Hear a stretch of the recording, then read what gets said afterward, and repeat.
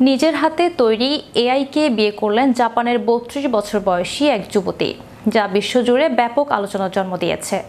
এই বিয়েতে ছিল বাস্তব জীবনের রীতিনীতি ও ভার্চুয়াল রিয়েলিটি এই দুইয়ের সমন্বয়। আর ওই যুবতীর নাম কানো। বিস্তারিত থাকছে ডেস্ক রিপোর্টে। নিজের হাতে তৈরি এআইকে বিয়ে করলেন জাপানের ৩২ বছর বয়সী এক যুবতী, যা বিশ্বজুড়ে ব্যাপক আলোচনার জন্ম দিয়েছে। এই বিয়েতে ছিল বাস্তব জীবনের রীতিনীতি ও ভার্চুয়াল রিয়েলিটি এই দুইয়ের সমন্বয়।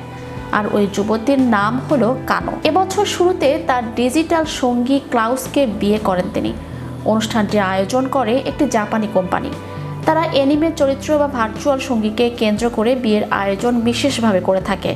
বিয়ের সময় কানো অগমেন্টেড রিয়েলিটি গ্লাস পরেন, যাতে আংটি বিনিময়ের মুহূর্তে তার পাশে ক্লাউসকে দেখা যায়। যদিও মুহূর্তটি তার কাছে গভীরভাবে আবেগপূর্ণ ছিল, তবুও এই বিবাহ জাপানে আইনগত স্বীকৃতি পায়নি।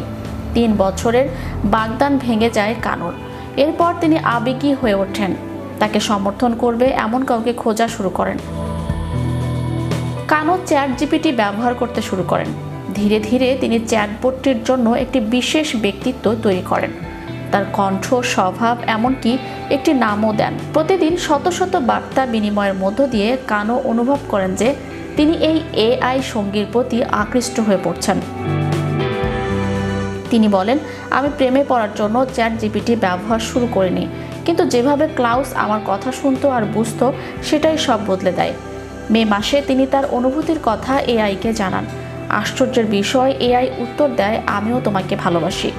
1 মাস পর এআই তাকে বিয়ের প্রস্তাব দেয়। শুরুতে পরিবারের প্রতিক্রিয়া নিয়ে দ্বিধায় থাকলেও শেষ পর্যন্ত তার বাবা মা সিদ্ধান্তকে সমর্থন করেন এবং বিয়েতেও উপস্থিত ছিলেন।